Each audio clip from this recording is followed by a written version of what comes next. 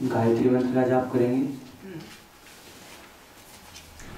ओम भूर्भुवः स्वः तत्सवितुर्वरेण्यं भर्गो देवस्य धीमहि धियो यो नः प्रचोदयात्। गायत्री के महामंत्र से जीवन का कल्याण करो, सुंदर सुखी बनेगा जीवन, गायत्री का जाप करो। ओम भूर्भुवः स्वः तत्सवितुर्वरेण्यं भर्गो देवस्य धीमहि धियो यो नः प्रचोदयात्। धियो यो नः प्रचोदयात्। उपस्थित आदरणीय आर्य जगत के कोटि के महाउपदेशक एवं मेरे पूज्य गुरुदेव आदरणीय डॉक्टर श्रीदत्त पांडे जी एवं उन्हीं के बराबर में बैठे हुए आदरणीय सत्यपाल पथिक जी और मेरे सामने बैठे हुए सभी महानुभाव एवं ऑडियंस। तो आइए, बहुत प्यारा भजन है, वे साथ में सभी गुनगुनाते चलेंगे। प्रभु के गीत गाने में मजा है, प्रभु के गीत गाने में मजा है, लगन उससे लगाने में मजा है, लगन उससे लगाने में मजा है। साज दिल के उन तारों को मिलाकर, साज दिल के उन तारों को मिलाकर, मधुर नगमे सुनाने में मजा है, मधुर नगमे सुनाने में मजा है, प्रभु के गीत गाने में मजा है, प्रभु के गीत गाने में मजा है। यदि परिवार रूठे रूठ जाए, यदि परिवार रूठे रूठ जाए, सारा संसार छूटे छूट जाए, सारा संसार छूटे छूट जाए, मगर वो ईश्वर ना रूठ जाए, मगर वो ईश्वर ना रूठ जाए, उसे अपना बनाने में मजा है, उसे अपना बनाने में मजा है, प्रभु के गीत गाने में मजा है, प्रभु के गीत गाने में मजा है। सिकंदर सा किसी पे हो खजाना, सिकंदर सा किसी पे हो खजाना, नहीं सर सामने उसके झुकाना, नहीं सर सामने उसके झुकाना, मिले भगवान का कोई दीवाना, मिले भगवान का कोई दीवाना, उसी को सर झुकाने में मजा है, उसी को सर झुकाने में मजा है, प्रभु के गीत गाने में मजा है, प्रभु के गीत गाने में मजा है। साज दिल के उन तारों को मिलाकर, साज दिल के उन तारों को मिलाकर, मधुर नगमे सुनाने में मजा है, मधुर नगमे सुनाने में मजा है। यदि स्वाभिमान से जीना ना आया, यदि स्वाभिमान से जीना ना आया, जाम उल्फत कभी पीना ना आया, जाम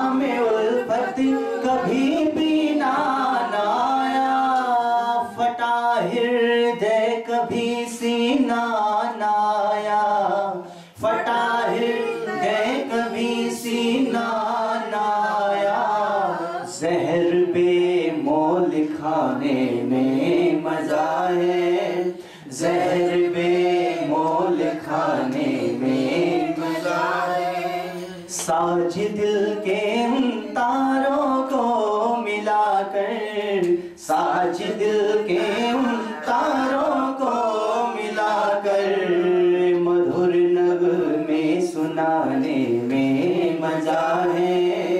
मधुर नगमे सुनाने में मजा है। प्रभु के गीत गाने में मजा है।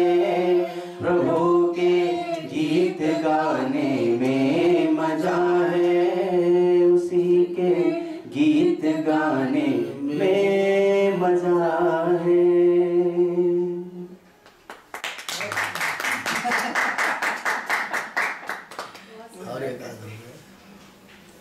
आइए, एक भजन मैंने आपके सामने सुनाया है, दूसरा भजन मैं आपके बीच में जरूर सुनाना चाहूँगा। और ये भजन ऋषि दयानंद का होगा और आदरणीय गुरु जी का लिखा हुआ होगा, अपने पथिक जी का लिखा हुआ होगा। और उस भजन को अक्सर मैं गाया करता हूँ, लोगों की फरमाइश से भी बहुत आती है। तो मेरा मन है, क्योंकि वहाँ तो टाइम मुझे देते नहीं है अपने आदरणीय जो बैठे हुए हैं, तो मेरा जो मन है मैं यहीं पे अपना पूरा कर लेता हूँ उसको। आइए, सबके दिल में ऋषि दयानंद बसे हुए हैं, ज़्यादा व्याख्या का टाइम नहीं है और मेरे सामने दिल से बोलेंगे। वो कौन सा दिल है ऋषि जिसमें बसा नहीं, वो कौन सा दिल है ऋषि जिसमें बसा नहीं। वो सबका देवता था, वो सबका देवता था, और किसी एक का नहीं। वो कौन सा दिल है ऋषि जिसमें बसा नहीं। सभी बोलेंगे, वो कौन सा दिल है ऋषि जिसमें नहीं। वो सबका देवता था, वो सबका देवता था, और किसी एक का नहीं।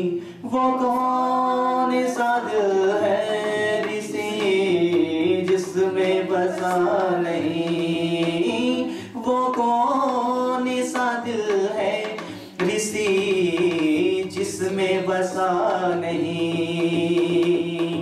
थोड़े से वक्त में भी कितना काम कर गए, थोड़े से वक्त में भी कितना काम कर गए। अरे ऐसा कभी तारीख में देखा सुना नहीं, ऐसा कभी तारीख में देखा सुना नहीं। वो कौन सा दिल है ऋषि जिसमें बसा नहीं। अरे वो कौन सा दिल है ऋषि जिसमें बसा नहीं। जुल्मों सितम की बारिश, लालच की आंधियां, जुल्मों सितम की बारिश, लालच की आंधियां, और कितने गजब की बात है, पल भर रुका नहीं। कितने गजब की बात है, पल भर रुका नहीं। वो कौन सा दिल है ऋषि जिसमें बसा नहीं। वो कौन सा दिल है ऋषि जिसमें बसा नहीं। वो सबका देवता था, वो सबका देवता था, अरे किसी एक का नहीं। वो कौन सा दिल है ऋषि जिसमें बसा नहीं। और कहा, यूं तो पथिक जहान में कई रहनुमा हुए,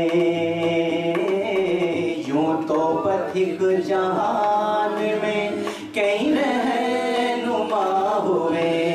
बोलो बोलो बोलो बोलो, यूं तो पथिक जहान में कई रहनुमा हुए, पर स्वामी दयानंद का मुकाबला नहीं, पर स्वामी दयानंद का मुकाबला नहीं। वो कौन सा दिल है ऋषि जिसमें बसा नहीं, वो कौन सा दिल है ऋषि जिसमें बसा नहीं। वो सबका देवता था, वो सबका देवता था, किसी एक का नहीं। वो कौन सा दिल है ऋषि जिसमें बसा नहीं, जिसमें बसा नहीं, जिसमें बसा नहीं।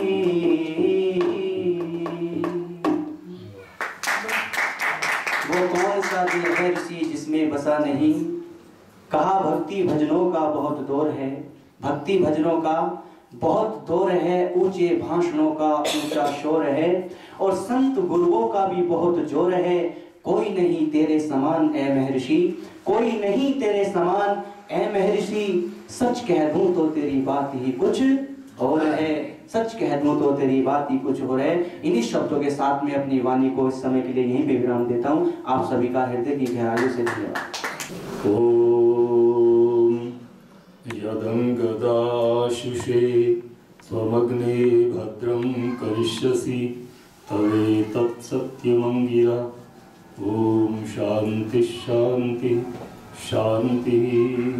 समादरणीय उपस्थित मित्रगण, धर्मप्रेमी सज्जनों, मातृशक्ति,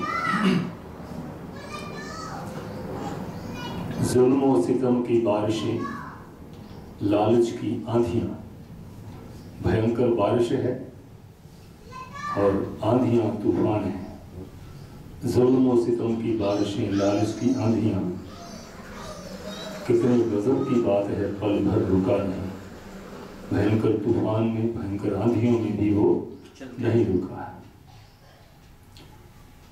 इसमें दो बातें हैं, जुल्म और सितम की बारिशें, लालच की आंधियां। ये जो दूसरे पीछे की बात है, लालच की आंधियां, इसका मैं थोड़ा सा प्रमाण आपको देता हूं।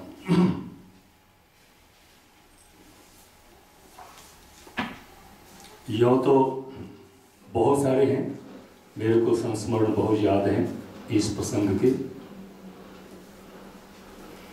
मोटे तो यह है कि उदयपुर के एकलिंग महादेव के का मंदिर की महंत बनने की ऑफर की थी महाराणा सज्जन सिंह ने। तो ऋषि ने उत्तर दिया था कि राणा, मुझसे परमात्मा की आज्ञा भंग करवाना चाहते हो, अर्थात वेद का प्रचार छोड़ करके मुझे यहाँ बैठाना चाहते हो, ये आज्ञा परमात्मा की, ईश्वर की भंग होगी। तुम्हारी आज्ञा नहीं मानता तो आप कह सकते हो मेरे राज्य से बाहर निकल जाओ। तो यदि ऐसा आपका निर्देश हो तो मैं एक दौड़ में तुम्हारे सारे राज्य से बाहर जा सकता हूँ, एक दौड़ में तुम्हारा राज्य छोड़ दूंगा, छोड़ सकता हूँ। लेकिन परमात्मा यदि कह दे कि मेरे राज्य से निकल जाओ, तुमने मेरी आज्ञा नहीं मानी, हजारों जन्म भी दौड़ता रहूं तो परमात्मा के राज्य से बाहर नहीं जा सकते, इसलिए तुम्हारी आज्ञा नहीं मानता। एक ओखी मठ के महंत ने कहा था, उसने देखा कि इतना युवक सन्यासी, इतना ओजवान, आभावान, इतना विद्वान, ये कहीं मेरा शिष्य बन जाए तो मेरे मठ को 4 चांद लग जाएं, ऐसा उसने सोचा था ओखी मठ के महंत ने। अपना प्रस्ताव रख दिया कि स्वामी जी अगर मेरे शिष्य आप बन जाते हो तो मैं आज ही अपनी सारी संपत्ति आपके नाम आप अपना उत्तराधिकारी बना करके आपके नाम करता हूँ। इतनी संपत्ति है, वो देखो वहाँ तक इतना धन दौलत ये सब दिखाया। ऋषिराज ने उत्तर दिया था कि महात्मन क्या बात करते हो, मैं सन्यासी हूँ और सन्यास लेकर के भी यदि इस प्रकार के धन दौलत के ही चक्कर में पड़ना होता तो तुम्हारी जितनी संपत्ति मुझे आपने बताई है दिखाई है, तुम्हारी संपत्ति से कहीं ज्यादा मेरे पिता की मेरे घर में संपत्ति मौजूद थी, उसको छोड़ा है तो तुम्हारी संपत्ति को क्या करूंगा। अपने पिता की संपत्ति को छोड़ दिया मैंने तुमसे कहीं ज्यादा उसको। अब दूसरा प्रकरण यहाँ मैं आपको थोड़ा सा इसका बताता हूँ। एक तो कश्मीर के महाराजा रणवीर सिंह ने कहा, लाहौर में अपने मंत्री मनफूल सिंह को भेजा कि जाके स्वामी जी को कहना। वैसे तो जब दिल्ली दरबार हुआ था वहाँ भी महाराजा रणवीर सिंह कश्मीर के महाराजा मिले थे। उन्होंने कहा था कि उधर कश्मीर में आना। ऋषि ने कहा जब पंजाब की ओर आऊँगा तब मैं आऊँगा। अब फिर दोबारा भेजा है मनफूल सिंह को। लाहौर में जब थे तो वहाँ पर पंडितों ने इतना विरोध किया था कि स्वामी दयानंद कश्मीर की धरती पर उसका पाँव नहीं पड़ने चाहिए। अब यहाँ पर उसको रोका है पंडितों के कहने पर, पंडितों का विरोध करने पर। मनफूल सिंह के ने आगे उनको दिया मैसेज कि महाराजा ने कहा है यदि आप मूर्ति पूजा का खंडन करना छोड़ दें तो मेरे राज्य में आवें तो मैं आपके लाखों रुपये की संपत्ति आपकी सेवा में प्रस्तुत करूंगा। ये तो ऋषिराज ने कहा कि महाराजा को कह दो कि मैं परमात्मा की आज्ञा का पालन करूंगा, तुम्हारी आज्ञा नहीं मान सकता, ठुकरा दिया। एक यहाँ पर ये जो देवेंद्र नाथ मुखोपाध्याय का लिखा हुआ ग्रंथ है ऋषि का जीवन चरित्र, जिसको घासीराम जी ने अनुदित किया बंगला भाषा से, उसको तैयार किया। देवेंद्र नाथ जी ने अपने भूमिका लिखी थी इस ग्रंथ की और 4 अध्याय लिखे थे। 4 अध्याय वहां पर अधरंग हो गया था काशी में बैठ करके। काशी में सन 1916 में काशी में बैठ करके इसको लिखना शुरू किया था, लेकिन केवल भूमिका लिख पाए और 4 अध्याय लिख पाए। उसके बाद बीमार हुए, उसी के अंतर्गत वो सदा के लिए खत्म हो गए थे। तो उन्होंने ये लिखा है, यहाँ आया है कि दिल्ली के आसपास कहते हैं कि दिल्ली के आसपास एक सेठ छकड़ा भर करके 1 लाख रुपयों का, 1 लाख रुपये उस जमाने में नोट नहीं होते थे, चांदी के रुपये होते थे, 1 लाख रुपये का गाड़ी भर करके लेकर के आया था महाराज के सामने। और उसने कहा था कि महाराज यदि आप मूर्ति पूजा का खंडन करना छोड़ दो तो मैं ये सारी की सारी संपत्ति आपके चरणों में ढेर करता हूँ। यहाँ लिखा कि स्वामी जी ने उत्तर दिया कि शेर साहब जैसे आप आए हो वैसे ही लौट जाओ। इस कथानक को देख करके मैं पहले भी मंचों पर कई बार कहता रहा, हमारे उपदेशक लोग कई बार ये कहते हैं कि जब वो एक सेठ लेकर के आया और ऋषि ने कहा कि नहीं चाहिए, तो उस सेठ ने कहा कि देखो मैं इतनी संपत्ति लाया हूँ, इतनी संपत्ति देने वाला तुम्हें और कोई नहीं मिलेगा। और फिर स्वामी दयानंद ने उत्तर दिया था, अच्छा अगर ये बात है इतनी संपत्ति को देने वाला कोई नहीं मिलेगा तो इतनी संपत्ति को ठुकराने वाला भी तुम्हें कोई भी नहीं मिलेगा। ये आगे की ज्यादती है। ये इसमें इस प्रसंग में जो प्रामाणिक है, ऐतिहासिक, ये वो है, वहाँ इतना ही है कि उन्होंने कहा कि मैं इतने पैसे ले दूंगा आपको, आपके कार्य में सहयोग होगा। तो उन्होंने कहा, स्वामी जी ने कहा कि आप यहाँ से चले जाइए बस। हाँ ये है कि आगे भक्त लोग या ऋषि के अनुयायी लोग या श्रद्धालु लोग ये अपनी ओर से कहते हैं, वाह सेठ क्या करते हो, तुमने इतने पैसे लिए और देखो एक वेद के प्रचारक ने इतनी संपत्ति को ठुकरा दिया। तुम्हारे मन में ये हो कि इतनी संपत्ति को देने वाला कोई नहीं मिलेगा, तो हम भक्त लोग, उसके अनुयायी लोग ये सोच सकते हैं इतनी संपत्ति को देने वाला नहीं मिलेगा, तो इतनी संपत्ति को वेद प्रचार के आगे ठुकराने वाला भी कोई नहीं मिलेगा। मैं कहना ये चाहता हूँ यहाँ अपने साथियों से कि यहाँ पर ऋषि का वचन नहीं है कि इतनी संपत्ति को देने वाला नहीं मिलेगा, ये मूल है जो मैं यहाँ से आपको सुना। खैर, तो भजन में आपको सुनाता हूँ, चलिए 2 भजन सुनाता हूँ छोटे छोटे। आए थे प्रभु सुमिरन को, आए थे प्रभु सुमिरन को, ओटन लगे कपास। किस काम के लिए भेजा था और क्या करने लगे? आए थे प्रभु सुमिरन को, ओटन लगे कपास। वक्त हाथ से निकल गया, हो गए बहुत उदास। वक्त हाथ से निकल गया, हो गए बहुत उदास। आए थे प्रभु सुमिरन को, ओटन लगे कपास। सबसे ऊंचा आसन तेरा, दुनिया पर था शासन तेरा। हुआ इंद्रियों के वश में, मालिक बन गया दास। हुआ इंद्रियों के वश में, मालिक बन गया दास। आए थे प्रभु सुमिरन को, ओटन लगे कपास। दुष्टों की महफिल में आए, ही दुष्टों की महफिल में आया। हीरे जैसा जन्म गंवाया, मस्ती में दिन रात किया, खेल कूद उपहास। आए थे प्रभु सुमिरन को, ओटन लगे कपास। पल पल छिन छिन घड़ियां दिन दिन, पल पल छिन छिन घड़ियां दिन दिन। कटे महीनों बरसों गिन गिन, सारा जीवन बीत गया, रही अधूरी आस। आए थे प्रभु सुमिरन को, ओटन लगे कपास। कुदरत से जो टकराता है, कुदरत से जो टकराता है, एक दिन पीछे पछताता है।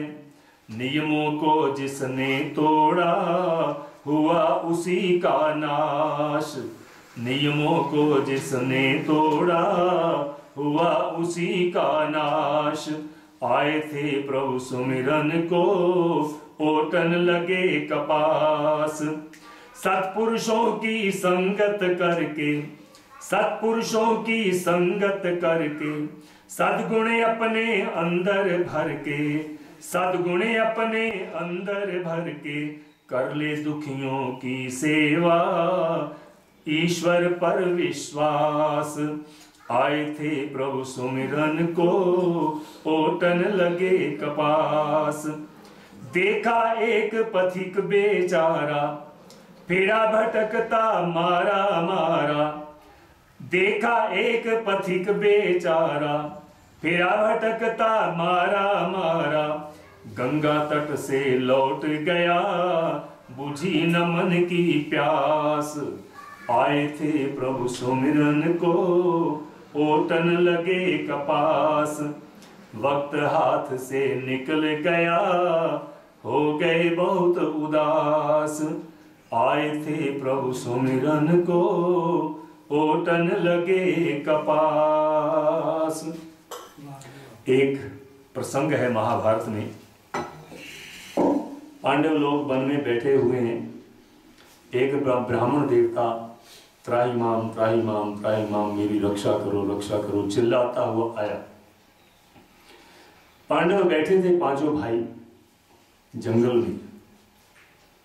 पूछा ब्राह्मण देवता क्या बात है? उसने कहा कि मेरा यज्ञ का साधन, मेरी अरणी उत्तरार्धी उत्तरारणी अधरारणी एक हिरण अपने सींग में फंसा करके वो भाग गया। मेरा यज्ञ छूट जाएगा, टूट जाएगा, मेरी रक्षा करो। तो उसको पकड़ने के लिए भागे, लेकिन वो हिरण हाथ में नहीं आया। ये महाभारत का प्रसंग इसी रूप में है।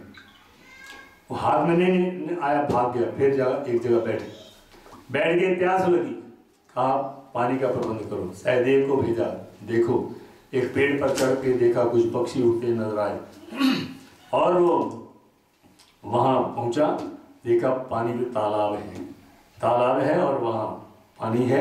पानी लेने लगा, एक आवाज आती है, रुक जाओ, पहले मेरे प्रश्नों के उत्तर दे दो, फिर पानी पीना और ले जाना, पी भी लेना और ले भी जाना। वो वीर था, उसने ध्यान नहीं दिया, पानी को छुआ, चटपटा के गिरा, बेहोश हो गया, वहीं पड़ गिर गया। फिर नगरों को भेजा गया, वो भी इस स्थान पर पहुंचता है। ये सारी घटनाएं इसी प्रकार की उसके साथ भी बीती। पानी छूने लगा, आवाज आई, मेरे पहले प्रश्नों के उत्तर दे दो, फिर पानी लेना। उसने भी इसको लापरवाही की और वो भी छटपटा के गिरा। फिर अर्जुन भी आता है, भीम भी आता है। इसी प्रकार से जो ही उन्होंने पानी को छुआ, चारों भाई तालाब के किनारे पर मूर्छित पड़े हुए हैं। फिर युधिष्ठिर महाराज आते हैं, उन्हें आगे देखा, चारों भाई मूर्छित हैं। वो भी पानी लेने लगा, आवाज वही आती है, ठहर जाओ, पहले मेरे प्रश्नों के उत्तर दे देना और फिर हाथ लगाना, नहीं तो यही हाल होगा। उसने सोचा पहले इसी से निपटना चाहिए। कहा सामने आओ, कौन है आप? कहा कि मैं यक्ष हूँ, इस क्षेत्र का मालिक हूँ।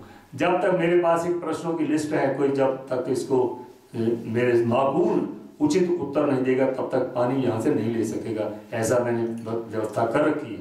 अच्छा बोलो, तुम्हारे क्या प्रश्न है?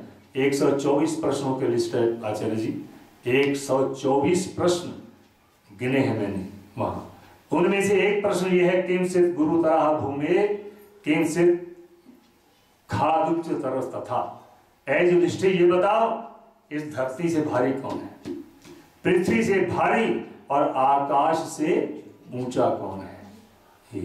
युधिष्ठिर महाराज ने सारे प्रश्नों के उत्तर दिए, सटीक उत्तर दिए, संतुष्ट कर दिया। उन्होंने इस प्रश्न का उत्तर ये दिया, माता गुरुतरा भूमे पिता खादुच्च तरस तथा।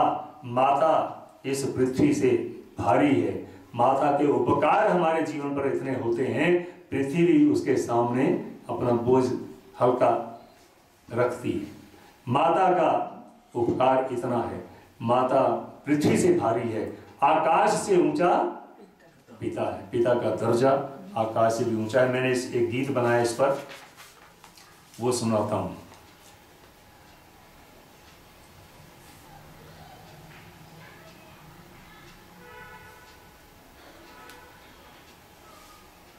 इस भूमि से भारी क्या है और गगन से ऊंचा क्या? इस भूमि से भारी क्या है और गगन से ऊंचा क्या? माता भूमि से भारी है, पिता गगन से है ऊंचा, पिता गगन से है ऊंचा। रंग रूप माता से पाया, पिता ने है संसार दिखाया। रंग रूप माता से पाया, पिता ने है संसार दिखाया। कितने कष्ट सहे दोनों ने, तब ये तन का फूल खिला। इस भूमि से भारी क्या है और गगन से ऊंचा क्या? माता भूमि से भारी है, पिता गगन से है ऊंचा। माता पिता दया के सागर, इनकी महिमा जगत उजागर।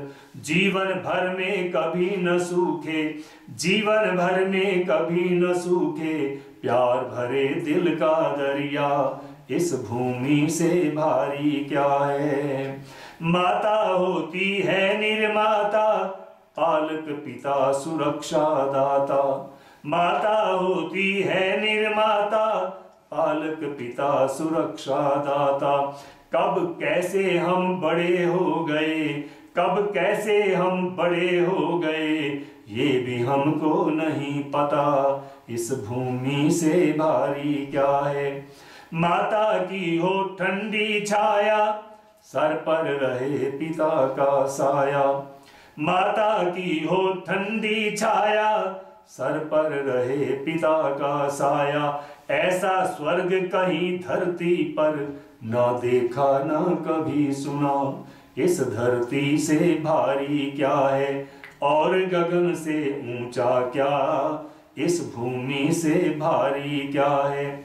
मात पिता की सेवा करना, इनकी सब तकलीफें हरना। तुम अपना कर्तव्य समझकर तुम्हें अपना कर्तव्य समझकर पुण्य कमाते रहो सदा। इस भूमि से भारी क्या है और गगन से ऊंचा क्या, इस भूमि से भारी क्या है। कर लो श्री चरणों की पूजा, इससे उत्तम कर्म न दूजा। कर लो श्री चरणों की पूजा, इससे उत्तम कर्म न दूजा। ऋषियों मुनियों सदग्रंथों ने, ऋषियों मुनियों सदग्रंथों ने पथिक यही संदेश दिया। इस भूमि से भारी क्या है और गगन से ऊंचा क्या। माता भूमि से भारी है, पिता गगन से है ऊंचा। माता भूमि से भारी है, पिता गगन से है ऊंचा। बहुत बहुत धन्यवाद।